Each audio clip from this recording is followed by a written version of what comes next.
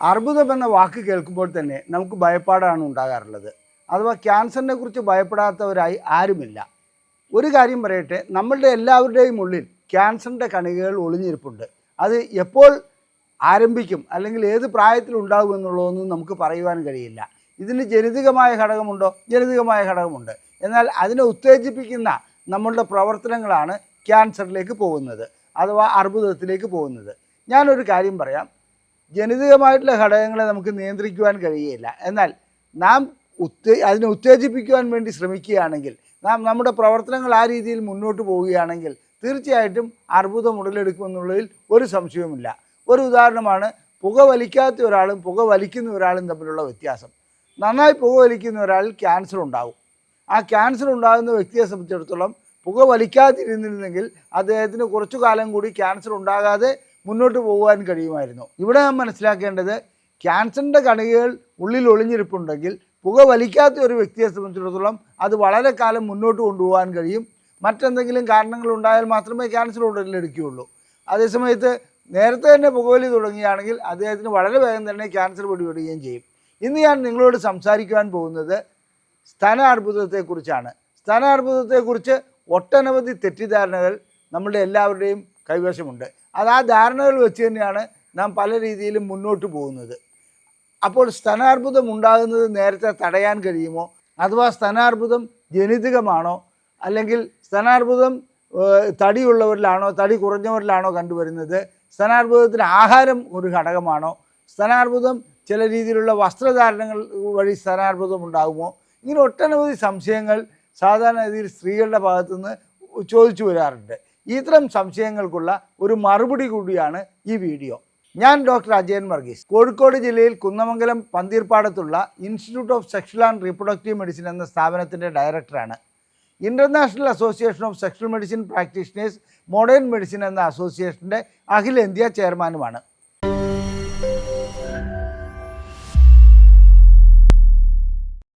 ഇന്ന് ഞാൻ നിങ്ങളോട് ചർച്ച ചെയ്യാൻ പോകുന്നത് സ്തനാർബുദത്തെക്കുറിച്ചാണ്. സ്തനാർബുദം എന്തുകൊണ്ട് ഉടലെടുക്കുന്നു, അതുപോലെ തന്നെ അത് എങ്ങനെ തടയാൻ കഴിയും, അഥവാ അതിനുള്ള പരിശോധനകൾ എന്തെല്ലാമാണ്. സ്തനാർബുദത്തിന് നമുക്ക് വീട്ടിൽ വെച്ച് തന്നെ നടത്താവുന്ന പരിശോധനകൾ എന്തെല്ലാമാണ്, ആ പരിശോധനകൾ കൊണ്ട് ഏതളവ് വരെ നമുക്ക് അതിനെ നിയന്ത്രിക്കുവാൻ കഴിയും, നാം ഏതെല്ലാം ആഹാരം കഴിച്ചാൽ സ്തനാർബുദം വരാതിരിക്കും, അതുപോലെ തന്നെ നമ്മുടെ ജീവിതചര്യയിൽ മാറ്റങ്ങൾ എന്തെല്ലാമാണ് വരുത്തേണ്ടത്. ഇനി ഒരു കാര്യം പറയാം, സ്ത്രീകളെ സംബന്ധിച്ചിടത്തോളം അവരുടെ മാറിടത്തിൽ ഒരു രീതിയിൽ അല്ലെങ്കിൽ മറ്റൊരു രീതിയിലുള്ള ചെറിയ തരത്തിലുള്ള മുഴകളും മറ്റും കണ്ടുവരാറുണ്ട്. ഈ മുഴകളിൽ ഫൈബ്രോ അഡിനോമ എന്ന് പറയുന്ന ഒരു മുഴകളാണ് കൂടുതലായി കാണാറുള്ളത്. അതല്ലാതെ മൊത്തമായിട്ട് വേദനയൊക്കെ വരുന്ന ഫൈബ്രോ അഡിനോസിസ് എന്ന് പറയുന്ന ഒരവസ്ഥയുമുണ്ട്. അതെന്തെങ്കിലും ആട്ടെ, ഈ ചെറിയ മുഴകൾ നീക്കം ചെയ്യുക എന്നുള്ളത് തുടക്കത്തിൽ തന്നെ ചെയ്യുന്നതാണ് ഏറ്റവും നല്ലത്. ഫൈബ്രോ അഡിനോമ സാധാരണ നാം കുളിക്കുമ്പോഴോ അത് കൈകൾ പോകുമ്പോൾ സ്ഥലങ്ങളിൽ തടവി കൊണ്ട് തന്നെ നമുക്ക് കണ്ടുപിടിക്കാൻ കഴിയുന്ന ഒരു മുഴ മാത്രമാണ്. അത് ക്യാൻസർ അല്ല, അർബുദമല്ല. അങ്ങനെയുള്ള ഒരവസ്ഥ വരികയാണെങ്കിൽ അത് സർജിക്കലി, അതായത് ശസ്ത്രക്രിയ വഴിക്ക് അത് നീക്കം ചെയ്യുന്നതാണ് ഏറ്റവും നല്ലത്. ഇനി മറ്റു രീതിയിലുള്ള, എൻ്റെ അമ്മയ്ക്ക് ക്യാൻസർ ഉണ്ടായിരുന്നു, അല്ലെങ്കിൽ എൻ്റെ കുടുംബത്തിലെ അമ്മായിമാർക്ക് ക്യാൻസർ ഉണ്ടായിരുന്നു, എൻ്റെ ബന്ധുക്കൾക്ക് ക്യാൻസർ ഉണ്ടായിരുന്നു, എനിക്ക് ക്യാൻസർ വരുമോ? ഈ ഒരു ചിന്ത എല്ലാ സ്ത്രീകളെയും അലട്ടാറുണ്ട്. തീർച്ചയായിട്ടും വരാനുള്ള സാധ്യതയുണ്ട് എന്ന്. അതിൻ്റെ അർത്ഥം തൻ്റെ കുടുംബത്തിൽ ഒരാൾക്കും ക്യാൻസർ ഇല്ലാത്ത വ്യക്തികൾക്ക് സ്തനാർബുദം വരില്ല എന്നല്ല. മറ്റുള്ളവർക്ക് വരാനുള്ള സാധ്യതയുണ്ട്. അതുപോലെ തന്നെ സ്തനാർബുദത്തിൻ്റെ ഹിസ്റ്ററി ഇല്ലാത്ത, അങ്ങനെ ഒരു ചരിത്ര അവരുടെ അമ്മ വഴിക്കോ അച്ഛൻ വഴിക്കോ ഇല്ലാത്ത കുടുംബങ്ങളിൽപ്പെട്ട പെൺകുട്ടികൾക്കും സ്തനാർബുദം വരാം. അപ്പോൾ ഇതിന് പ്രായം ഒരു ഘടകമാണോ? തീർച്ചയായിട്ടും നാം ഇങ്ങനെ ഒരു തെറ്റിദ്ധാരണയിലേക്ക് പോകാറുണ്ട്. സ്തനാർബുദം ഉണ്ടാകുന്നതിന് പ്രായം ഒരു ഘടകമാണ്.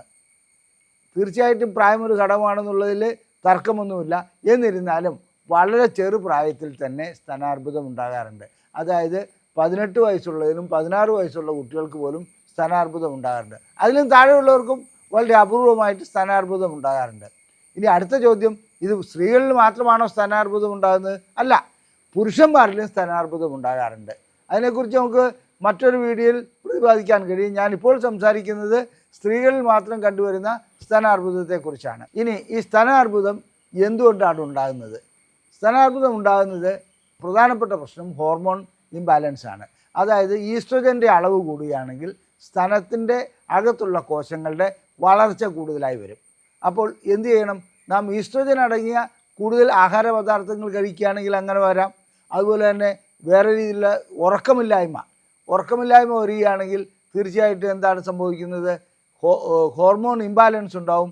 കോർട്ടിസോൺ എന്ന് പറയുന്ന ഹോർമോണും ഈസ്ട്രോജൻ എന്ന് പറയുന്ന ഹോർമോണും തമ്മിലുള്ള സന്തുലിതാവസ്ഥ ഇല്ലാതെയാവും. അങ്ങനെ വരുമ്പോൾ ഈസ്ട്രോജൻ്റെ അളവ് കൂടുന്നതോടുകൂടി തീർച്ചയായിട്ടും സ്തനാർബുദം ഉണ്ടാവും. ഇനി അതുകൂടാതെ തന്നെ സ്ട്രെസ്സ്, അതായത് കൂടുതൽ നമ്മൾക്ക് മാനസികമായിട്ടുള്ള പിരിമുറുക്കം ഉണ്ടാകുക, അപ്പോൾ ഈ ഹോർമോണൽ ഇംബാലൻസ് ഉണ്ടാവും. അതുകൊണ്ട് തന്നെ സ്തനാർബുദം ഉണ്ടാവും. ഇനി ഹോർമോണിൽ പ്രധാനപ്പെട്ട ഒരു കാര്യം പറയേണ്ടത് ഇൻസുലിൻ റെസിസ്റ്റൻസ് ആണ്. അതായത് നമ്മുടെ ശരീരത്തിലെ രക്തത്തിൽ ഉണ്ടാകുന്ന ഗ്ലൂക്കോസിനെ ഉപയോഗിക്കുവാൻ വേണ്ടിയാണ് ഇൻസുലിൻ ഉൽപ്പാദിപ്പിക്കുന്നതെന്ന് നമുക്കെല്ലാവർക്കും അറിയാം. പാൻക്രിയാസ് ഗ്രന്ഥിയാണ് ഇൻസുലിൻ ഉൽപ്പാദിപ്പിക്കുന്നത്. ആ ഇൻസുലിൻ വഴിക്ക് ഗ്ലൂക്കോസ് ലെവലിനെ യൂട്ടിലൈസ് ചെയ്യുന്നു, അതിനെ ഊർജ്ജമാക്കി മാറ്റുവാൻ വേണ്ടി കഴിയുന്നു. എന്നാൽ വളരെ തടിച്ച സ്ത്രീകളെ സംബന്ധിച്ചിടത്തോളം, പുരുഷനാവട്ടെ സ്ത്രീകളാവട്ടെ, തടിച്ച വ്യക്തികളെ സംബന്ധിച്ചിടത്തോളം ഇൻസുലിൻ ഉൽപ്പാദിപ്പിക്കപ്പെട്ടാൽ പോലും അത് ഉപയോഗിക്കാൻ കഴിയാത്ത രീതിയിൽ, അതായത് എവിടെയാണോ അത് ഉപയോഗിക്കേണ്ടത് അവിടെ ഈ കൊഴുപ്പ് വന്ന് അടഞ്ഞു പോകുന്ന ഒരവസ്ഥ വരും. അങ്ങനെ കൊഴുപ്പ് വന്ന് അടഞ്ഞു പോവുകയാണെങ്കിൽ ശരീരത്തിൽ കൂടുതൽ ഇൻസുലിൻ ഉൽപ്പാദിപ്പിച്ചുകൊണ്ടേയിരിക്കും. കാരണം ഗ്ലൂക്കോസ് അവിടെ രക്തത്തിലുള്ളപ്പോൾ അങ്ങോട്ട് സിഗ്നൽ ലഭിക്കും. അങ്ങനെ അത് ഉൽപ്പാദിപ്പിക്കപ്പെടുന്നതോടുകൂടി കൂടുതലായിട്ട് ഇൻസുലിൻ്റെ ഉൽപ്പാദനം ഉടലെടുക്കുന്നു.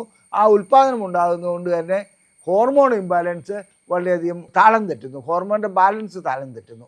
ഇതും സ്തനാർബുദത്തിന് കാരണമായി മാറാറുണ്ട്. അപ്പോൾ ഇതിൽ നിന്ന് നാം എന്താണ് മനസ്സിലാക്കേണ്ടത്? അതായത് അമിതവണ്ണം ഉണ്ടാകുകയാണെങ്കിൽ സ്തനാർബുദം ഉണ്ടാകാനുള്ള സാധ്യത വളരെ കൂടുതലാണ്. അമിതവണ്ണം ഉണ്ടാകുന്നതോടുകൂടി ഹോർമോൺ ഇംബാലൻസ് ഉണ്ടാകുന്നു. അതിനനുസരിച്ച് സ്തനാർബുദത്തിൻ്റെ സാധ്യത കൂടുതലാണ്.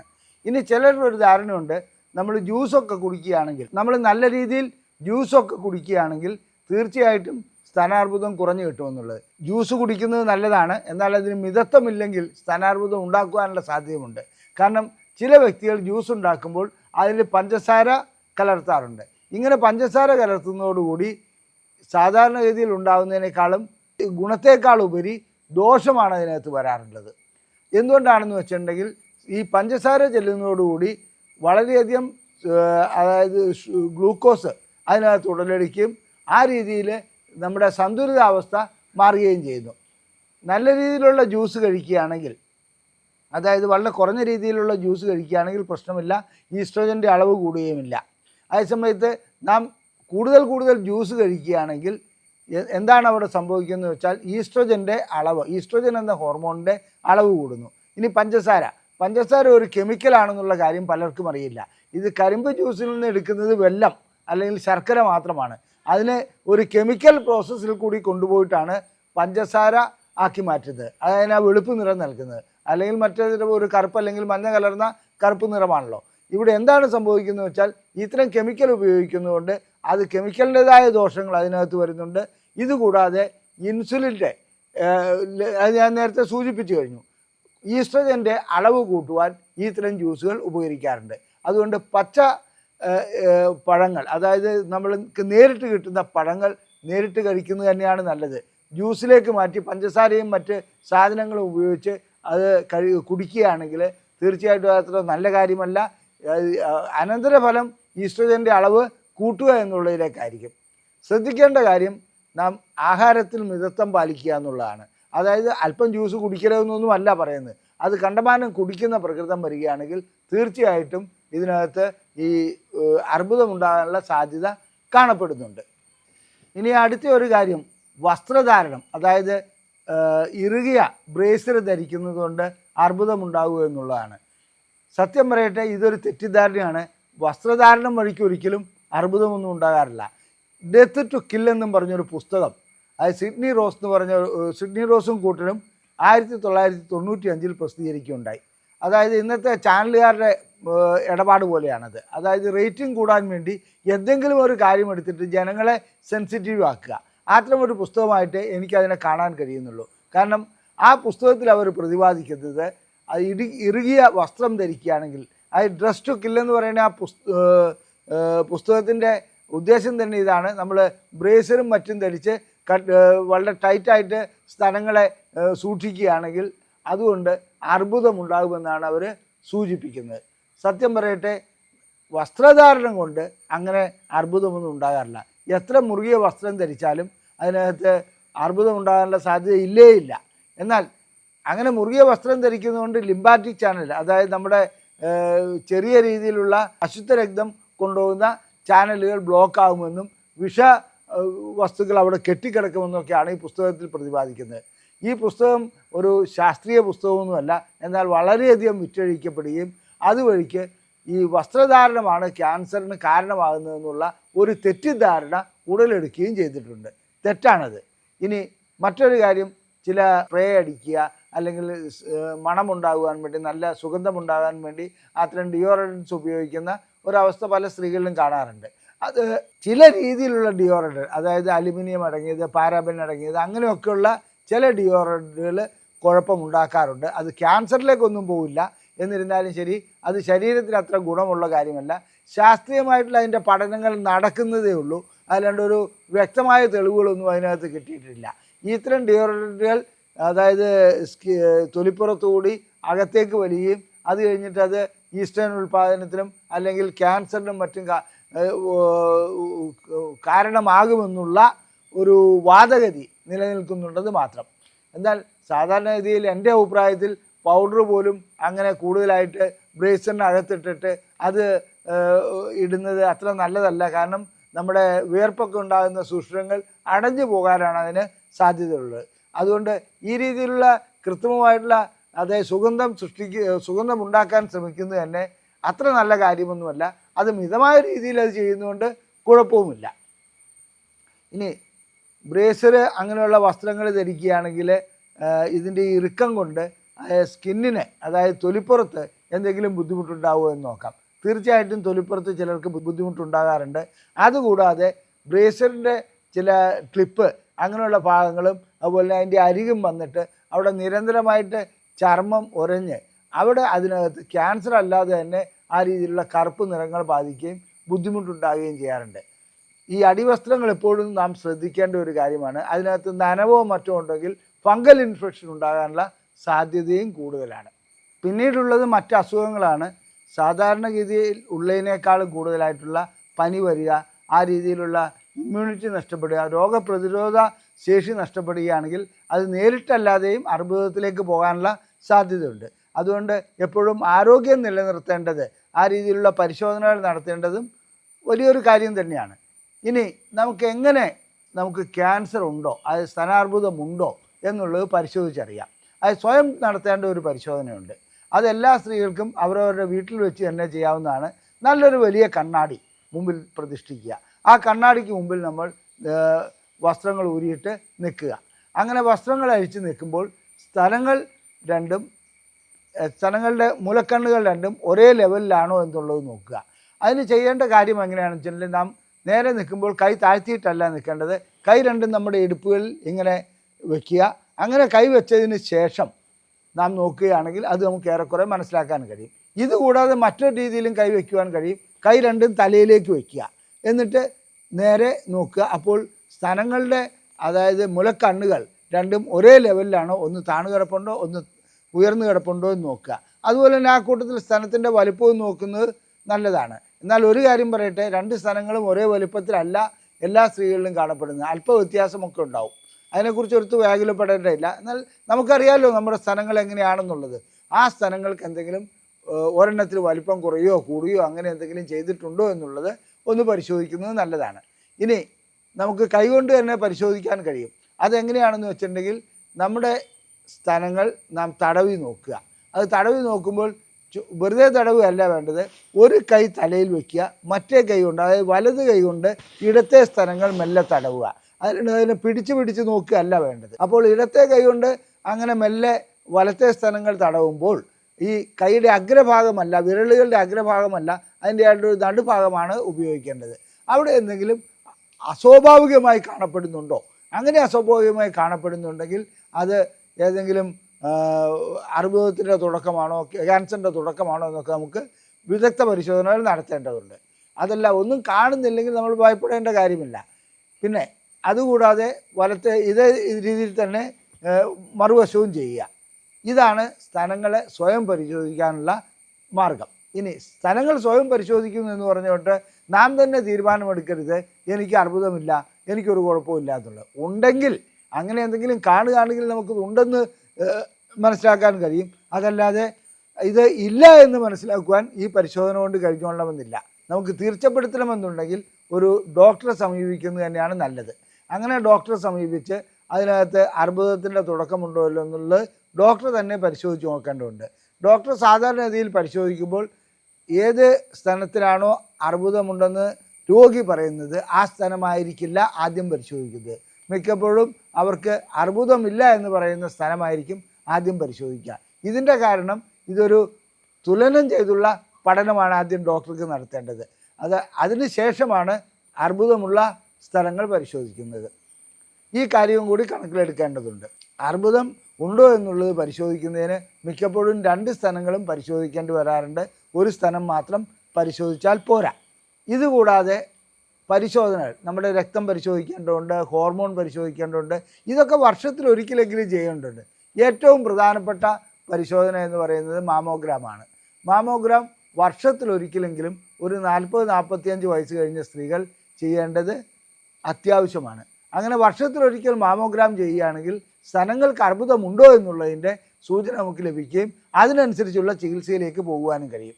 അതല്ലാതെ നാം സ്വയം പരിശോധന നടത്തിയിട്ട് എനിക്ക് അർബുദമില്ല എന്നുള്ള തീരുമാനത്തിലെത്തുകയല്ല വേണ്ടത്. സ്വയം പരിശോധന ആവശ്യമാണ്. ആ പരിശോധനയിൽ നിന്ന് ലഭിക്കുന്ന സൂചനകളനുസരിച്ച് നാം ഡോക്ടറെ കാണേണ്ടതും ആവശ്യമാണ്. എന്നിരുന്നാലും ഒരു പ്രശ്നവുമില്ലെങ്കിലും എല്ലാ സ്ത്രീകളും വർഷത്തിലൊരിക്കൽ മാമോഗ്രാം ചെയ്യുന്നത് നല്ലതാണ് എന്നുള്ളതാണ് എൻ്റെ അഭിപ്രായം. മാമോഗ്രാം ചെയ്യുന്ന വഴിക്ക് അത് റേഡിയേഷനാണല്ലോ, അതുകൊണ്ട് എനിക്ക് അതുവഴിക്ക് അർബുദം വരുമോ? ഇത്തരം ചില മണ്ട ചോദ്യങ്ങൾ, അതായത് വിഡ്ഢിത്തങ്ങൾ പല ഭാഗങ്ങളിൽ നിന്ന് എഴുന്നള്ളിക്കാറുണ്ട്. ഇതിൻ്റെ കാരണം എന്താണെന്ന് വെച്ചിട്ടുണ്ടെങ്കിൽ മൊത്തത്തിൽ ആധുനിക വൈദ്യശാസ്ത്രത്തെ ഒരു പ്രതിക്കൂട്ടിൽ നിർത്തുക എന്നുള്ളത് ചില വ്യക്തികളെ സംബന്ധിച്ചിടത്തോളം വളരെ ഇഷ്ടമുള്ള കാര്യമാണ്. അത് ദോഷൈക ദൃക്കുകൾ എന്നല്ലാതെ അവരെക്കുറിച്ചൊന്നും പറയാനില്ല. മാമോഗ്രാം ചെയ്യുന്ന റേഡിയേഷൻ കൊണ്ട് ആർക്കും ഇതുവരെ അർബുദം ഉണ്ടായിട്ടില്ല. അത് വളരെ നേരിയ തോതിലുള്ള റേഡിയേഷൻ മാത്രമാണ്. അങ്ങനെ അർബുദം ഉണ്ടാകുമെന്നുള്ള വാദഗതികൾ തെറ്റാണ്. മാത്രമല്ല മറ്റൊരു രീതിയിലുള്ള ചികിത്സയെ അത് തടസ്സപ്പെടുത്തുന്നതിന് അല്ലെങ്കിൽ രോഗനിർണയത്തെ തടസ്സപ്പെടുത്തുന്നതിനുള്ള കുൽസിത ശ്രമവുമാണ്. ഞാനൊരു നേരിട്ടുള്ള അനുഭവം പറയാം. അതായത് യൂണിവേഴ്സിറ്റിയിലെങ്ങോ പഠിച്ചുകൊണ്ടിരുന്നൊരു PhD ചെയ്തിരുന്ന ഒരു പെൺകുട്ടിക്ക് അർബുദം വന്നപ്പോൾ അവിടുത്തെ സൈക്കോളജിസ്റ്റ് അതിനെ ചികിത്സിക്കുകയും, അതായത് ഇത്തരം കീമോതെറാപ്പിയും അതൊന്നും ഇല്ലാതെ തന്നെ എന്തോ പച്ചമരുന്നുകളൊക്കെ കൊടുത്തിട്ട്, ഇതെങ്ങനെയാണ് സൈക്കോളജിസ്റ്റുകൾക്ക് പച്ചമരുന്നൊക്കെ കൊടുക്കാൻ കഴിയുക എന്നുള്ളത് എനിക്കറിയില്ല. ആ സ്ത്രീയെ മരണത്തിലേക്ക് തള്ളിവിട്ട കഥയുണ്ട്. അപ്പോൾ ഇത്തരം ഈ ദോഷൈക ദൃക്കുകൾ എല്ലാത്തിനെയും കുറ്റം പറയുക, അതായത് എല്ലാം തെറ്റാണെന്ന് സ്ഥാപിക്കാൻ ശ്രമിക്കുക, ഇതൊക്കെ അതായത് അവനവൻ്റെ കാര്യം വരുമ്പോൾ അവരങ്ങനെ ചെയ്യാറില്ല. മറ്റുള്ളവരിൽ ഇങ്ങനെ പ്രചരണം വഴിക്ക് തെറ്റിദ്ധരിപ്പിക്കുന്നത് ചില വ്യക്തികൾക്ക് ഒരു വളരെ സന്തോഷമുളവാക്കുന്ന കാര്യമാണ്. അതിൽ നിന്ന് നാം മനസ്സിലാക്കേണ്ട കാര്യം ഇതൊന്നുമല്ല യാഥാർത്ഥ്യം. മാമോഗ്രാം ചെയ്യുന്നതുകൊണ്ട് ഒരിക്കലും അതായത് നമ്മുടെ സ്ഥലങ്ങൾക്ക് അർബുദമുണ്ടാകുകയില്ല. അതൊരു പരിശോധന മാത്രമാണ്.